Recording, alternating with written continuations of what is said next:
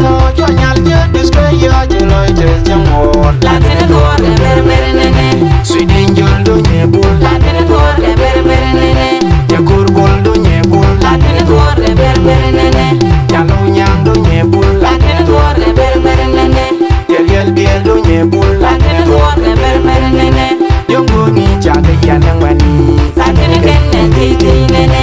Kengari chaga yana mari La tene kare titi nene. cho nhal je disco ya je loy je changi La tene Dhuor de bere bere nene. Yalo nyondo nyebul La tene Dhuor de bere bere nene. Widul gai do nyebul La tene Dhuor de bere bere nene. Ya chop tiang do nyebul La tene Dhuor de bere bere nene. Ya botu do nyebul La tene Dhuor de bere bere nene. Yongo ni chaga yana mani La tene kenne titi nene. Kengari chaga yana mari La tene kare titi nene. O bulme ngwane berke Bule me kwini jwarre. O bulme badonye bentiu Bule me padonye O panga. bulme badonye jikany Bule me padonye O launwa. bulme badonye panga Bule me padonye noir. Ebul chenna Donye kalcha Nyonge wida Bad bentiu Ya donye bul. Bad jikany Ya donye bul. Bad panga Ya donye bul. Bad tangor Ya donye bul. Bad launor Ya donye bul. Yadani bul chenna Rabul kap Bul selap Nyenuara na diskena Banuara na diskena Cho nyal je diska ya Juloy je chemol La tene Dhuor de bere bere nene. Sweden jol do nyebul La tene Dhuor de bere bere nene. Yakur bol do nyebul La tene Dhuor de bere bere nene. Yalo nyang do nyebul La tene Dhuor de bere bere nene. Yel biel do nyebul La tene Dhuor de bere bere nene. Yongo ni chaga yana mani La tene kenne titi nene. Kengari chaga yana mari La tene kare titi nene. Cho nyal je diska ya Juloy je changi La tene Dhuor de bere bere nene. Yalo nyondo nyebul La tene Dhuor de bere bere nene.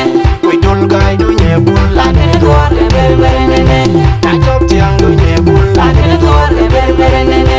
Ya batu do nyebul La tene Dhuor de bere bere nene. Yongo ni chaga yana mani La tene kenne titi nene. Kengari chaga yana mari La tene kare titi nene. Yara ka bil nyapan jengonu wan jenge. Yara ka bil nyapan jengonu wan nyayual. Kirgan kirkir shanga balangwar. Nugulu jogu bigul chwawe chawul. Mawira gul bandak tella tella tella yumala belge. Yara ka bil nyapan jengonu wan jenge. Yara ka bil nyapan jengonu wan nyayual. Kirgan kirkir shanga balangwar. Nugulu jogu bigul chwawe chawul. Mawira gul bandak tella tella tella yumala belge. Tella tella tella yumala belge. Sweden jol do nyebul La tene Dhuor de bere bere nene. Yakur bol do nyebul La tene Dhuor de bere bere nene. Yalo nyang do nyebul La tene Dhuor de bere bere nene. Yel biel do nyebul La tene Dhuor de bere bere nene. Yongo ni chaga yana mani La tene kenne titi nene. Kengari chaga yana mari La tene kare titi nene. Cho nyal je diska ya Juloy je changi La tene Dhuor de bere bere nene. Yalo nyondo nyebul La tene Dhuor de bere bere nene. Widul gai do nyebul La tene Dhuor de bere bere nene. Ya chop tiang do nyebul La tene Dhuor de bere bere nene. Ya batu do nyebul La tene Dhuor de bere bere nene.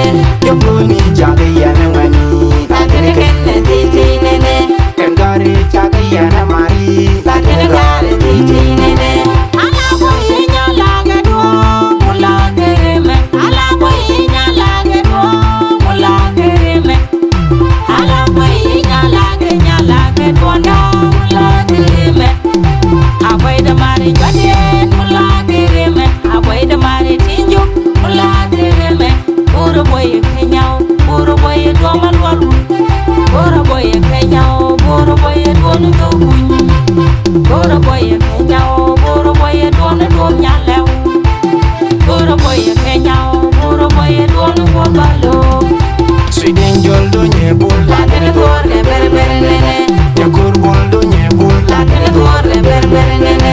Yalo nyang do nyebul La tene Dhuor de bere bere nene.